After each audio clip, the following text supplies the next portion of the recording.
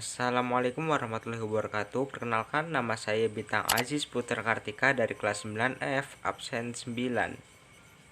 Pada suatu hari yang cerah, berkumpullah 3 orang remaja lelaki bernama Bintang, Andri, dan Fadlan.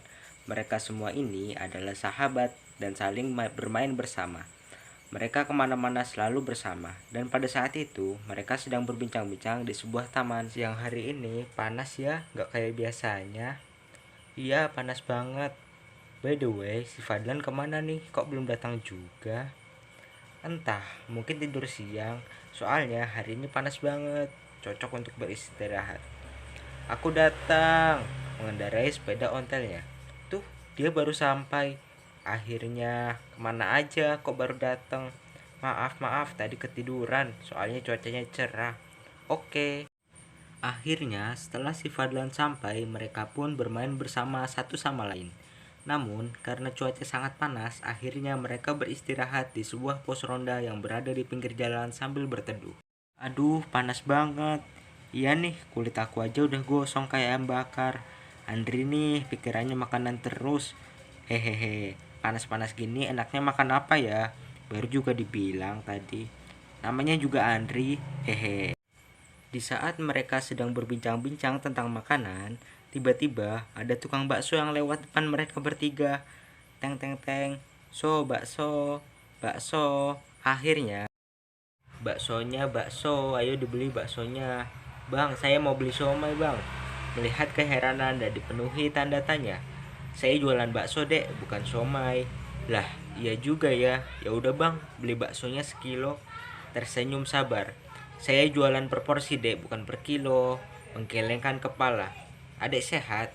Hehe, maaf bang, akibat kepanasan nih. Akibat cuaca yang sangat panas mengakibatkan pikiran si Fadlan menjadi error. Dan Fadlan pun memesan 3 porsi bakso untuk sahabat-sahabatnya. Saat semua sedang menyantap makanan, tiba-tiba ada ide yang muncul dari Bintang. Baksonya enak, tapi panas. Sambil membuka mulut yang kepanasan. Ditiup dulu lah bro. Kalau dilihat-lihat, bakso ini seperti gunung ya. Iya, mirip gunung. Jadi pengen pergi ke gunung. Sama aku juga pengen berwisata ke gunung sambil membayangkan. Nanti kalau liburan kita jalan-jalan ke gunung ya. Aku ikut. Lalu mereka pun bertemu lagi untuk membicarakan waktu yang pas untuk berwisata ke gunung. Mereka semua saling berdiskusi satu sama lain supaya mendapatkan pendapat yang pas dan cocok untuk mereka bertiga. Mana dengan rencana kita untuk berwisata? Apakah jadi atau tidak? Jadi dong. Ngomong-ngomong, kapan nih kalian liburannya?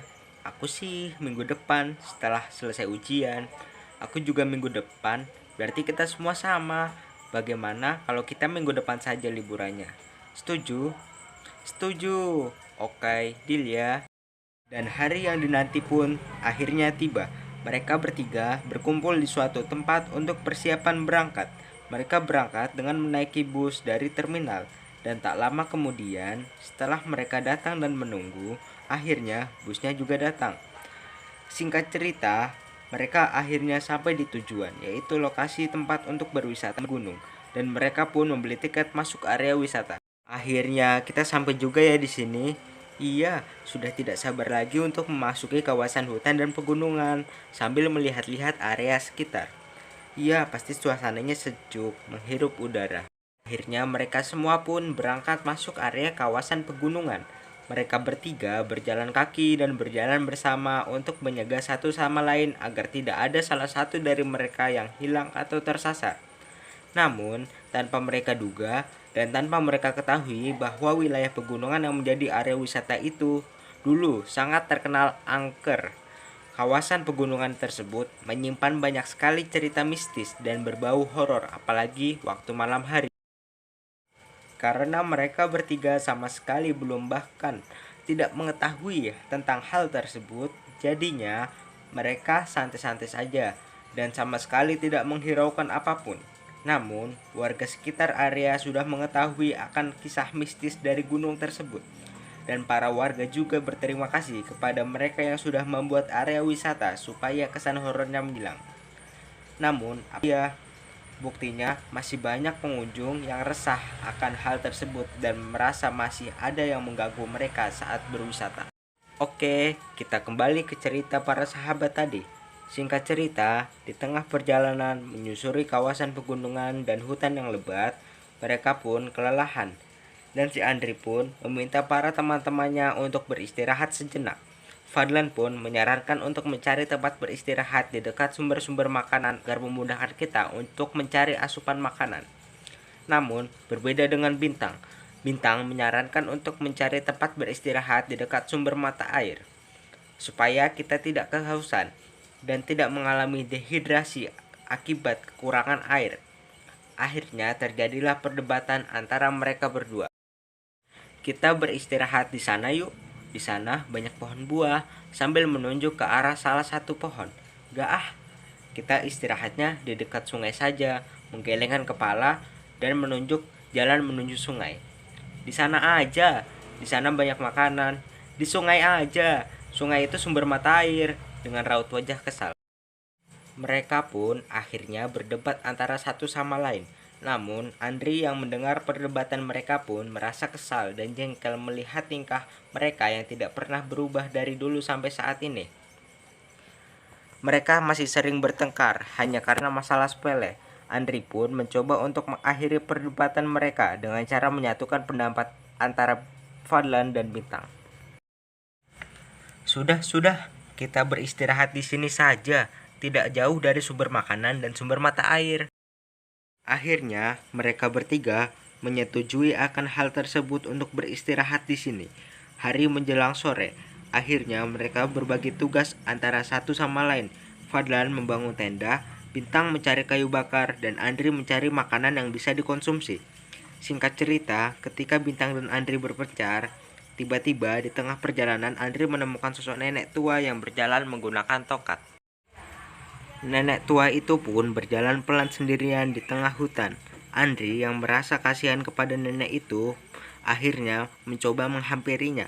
Nenek tua misterius itu pun memberikan sebuah batu berkilau kepada Andri sembari berkata bahwa jagalah batu ini, maka kamu dan teman-temanmu akan selamat sampai pulang ke rumah. Di saat Andri sedang melihat batu tersebut, nenek itu tiba-tiba pergi dan menghilang begitu saja.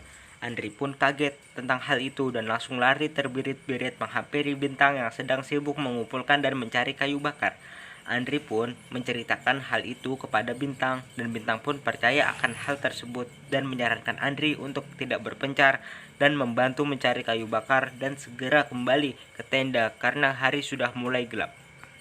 Singkat cerita, ketika mereka sampai di tenda, mereka pun langsung beristirahat sembari bercerita tentang hal itu kepada si Fadlan. Namun, sangat disayangkan, Fadlan sama sekali tidak percaya akan hal-hal berbau mistis tersebut. Singkat cerita, malam pun tiba. Mereka pun akhirnya membakar jagung untuk makan malam. Mereka menggunakan api unggun dari kayu bakar yang sudah dibuat.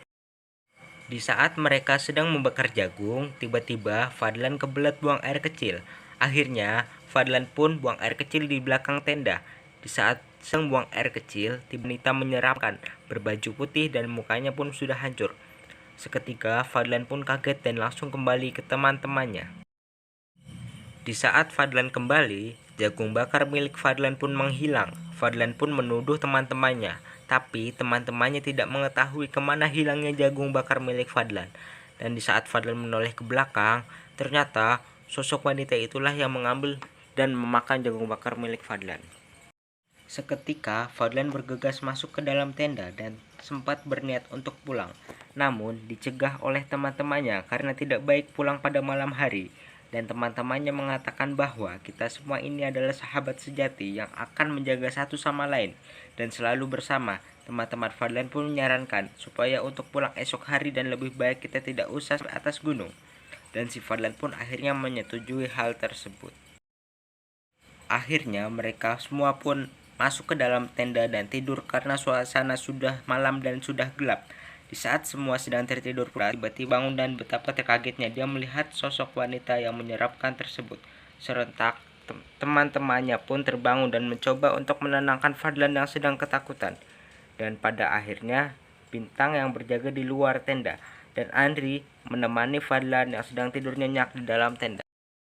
Singkat cerita, pagi hari pun tiba. Semua bergegas membereskan barang-barang untuk segera pulang ke rumah masing-masing. Mereka pun bergegas keluar dari tempat wisata dan segera menuju ke terminal, sebab si Fadlan sudah dihantui rasa ketakutan. Singkat cerita, akhirnya mereka sudah sampai kembali. Fadlan merasa sangat trauma akan hal tersebut dan ia tidak akan pernah kembali ke tempat itu lagi. Fadlan mengucapkan rasa syukur terhadap Tuhan Yang Maha Esa karena sudah memberikan keselamatan bagi ia dan teman-temannya. Dan tidak lupa juga Fadlan meminta maaf karena ia tidak percaya terhadap teman-temannya. Dan ia juga mengucapkan terima kasih kepada teman-temannya karena sudah setia dan saling menjaga antara satu sama lain. Tamat. Terima kasih.